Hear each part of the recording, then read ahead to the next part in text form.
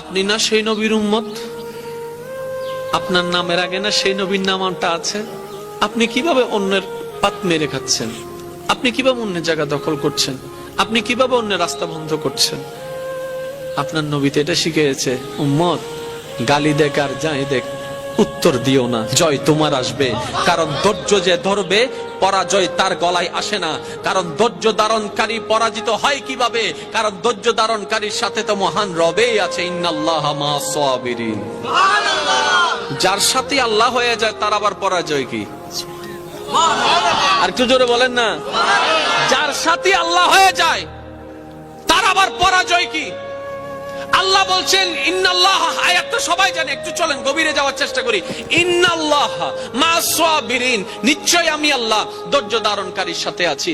আল্লাহ পাক বলছেন আমি নামাজের সাথে আছি, নয় নয় নয়, আমি রোজাদার সাথে আছি, নয় নয় নয়। আল্লাহ বলছেন বান্দা আমি তোমাদের ভিতরে যারা ধৈর্য ধরে আমি তাদের সাথে আছি। তো ধৈর্য কারা ধরে? যাদের উপর বিপদ আসে তারাই তো ধৈর্য ধরে। যাদের টাকার অভাব তারাই তো ধৈর্য ধরে। যাদের বাজারের অভাব তারাই তো ধৈর্য ধরে। যাদেরকে অত্যাচার করা হয় তারাই তো ধৈর্য ধরে। যারা মজলুম হয়েছে তারাই তো ধৈর্য ধরে। যারা কথা শুনে তারাই তো ধৈর্য ধরে। যাদের মনে আঘাত দেয় তারাই তো ধৈর্য ধরে। যাদের উপর আহত করা হয় তারাই তো ধৈর্য ধরে। যাদের জায়গা দখল করে নেয় তারাই তো ধৈর্য ধরে। যাদের টাকা মেরে নেয় তারাই তো ধৈর্য ধরে। যাদের বিদেশে উল্টা বিষয় দেওয়া হয় তারাই তো ধৈর্য ধরে। যারা বিপদে পড়ে তারাই তো ধৈর্য ধরে।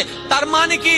প্রত্যেকটা বিপদে থাকা বান্দা একটা সুযোগ চলে আসে, এটা বিপদ নয়, এটা নিয়ামত। কেমন? কারণ বিপদটা এসে আমাকে ধৈর্য ধারণ করার সুযোগটা দিল। তো নিয়ামত হলো কিভাবে? বলে যে ধৈর্যটা ধরতে পারলেই তো মওলার প্রিয় বান্দা হয়ে যেতে পারবো। সুবহানাল্লাহ।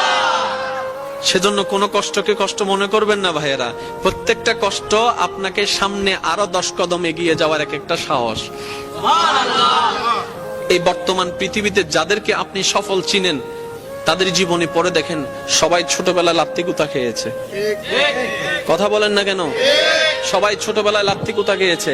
এক বেলা খাইলে 2 বেলা খাইতে পারে নাই। এই লাত্তি মেরেছে, ও লাত্তি মেরেছে। আজকে তারা বিশ্বের মধ্যে মাথা উঁচু করে দাঁড়িয়েছে। কেন? আল্লাহর ওয়াদা হচ্ছে ইন্নাল্লাহা মা'আস সাবিরিন, যেই ধৈর্য ধারণ করি সে যেই হোক না কেন, মুসলমান হোক, বেদুইন হোক, কাফের হোক, যেই হোক, ধৈর্য যে ধরবে আমি তার সাথে। এবার বলেন, আপনাকে গালি দিল, আপনি উল্টা গালি দিলেন, ধৈর্য ধরলেন? কিন্তু আপনি যদি বলতেন দিলে দাও গা, সুবহানাল্লাহ বলতেন, আমাকে গালি দিছো দাও গা, সে উল্টা ভাবনায় পড়ে যাবে, কি রে কারে গালি দিই, সে তো লড়ে না। সত্যি করে বলেন তো আপনাকে কয় মিনিট গালি দিতে পারবে? 1 বার 2 বার 3 বার। গালি কখন ঝগড়া হয় জানেন? 1টা দিয়েছে 2টা দিলেন, 2টা শুনে 3টা দিয়েছে 4টা দিলেন, এইভাবে কিন্তু বাড়তে থাকে। এবার সে আপনাকে 1টা দিল, আপনি হাসলেন।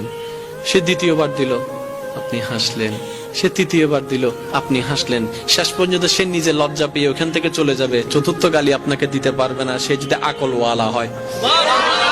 আর আপনি আমি বোকামি করি কি, কি হইছ তুই আরে মারি দি, মারি দাও না করে পুলিশ আইরা আরো ধরিলে যাবি।